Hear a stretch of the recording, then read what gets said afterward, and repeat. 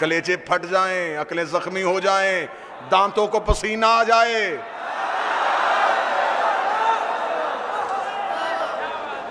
इनकी दहलीज के राज पढ़ने के लिए मेराज में गए तो कहां रुके थे?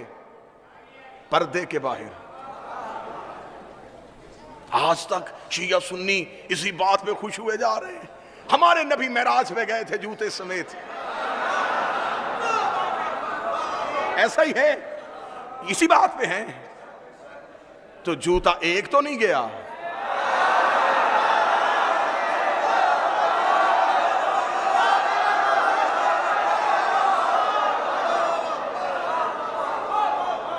दो गए, एक पर्दे के बाहर रहा है।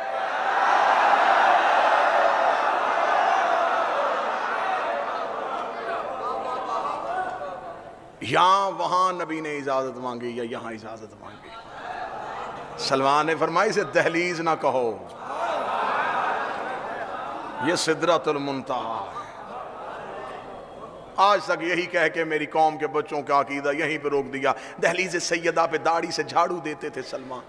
झाड़ू वहां दिया जाता है जहां गंदगी का एहतमाल हो।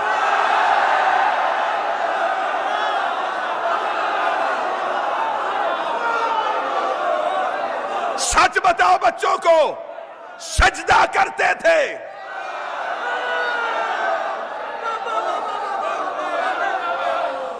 झुकते थे आके ताजीम में,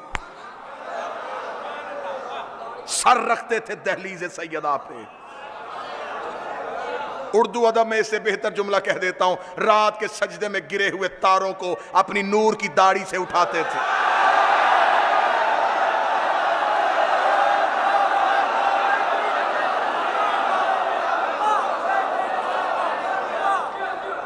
मस्जिद से मुअज्जिन अज़ान देता, हय्या अलस सलाह, लोग मस्जिद की जानब सीधा दौड़ते। सलमान पहले दहलीज पे आते, पहले यहां सिजदा करते, फिर वहां सिजदा करते। एक दिन एक बड़े मियाँ ने रसूल से जाके कहा, या रसूल अल्लाह, ये ज़ईफ होने की वजह से देर से नहीं आते, जनाब पहले सैयदा के दरवाजे पे जाते हैं, पहले वहां सिजदा करते हैं। रसूल ने कहा, सलमान मेरी बेटी के दरवाजे पर सजदा करने क्यों जाते हैं? फरमाया, इन्हें बताना चाहता हूं, मस्जिद में अल्लाह तब राज़ी होता है जब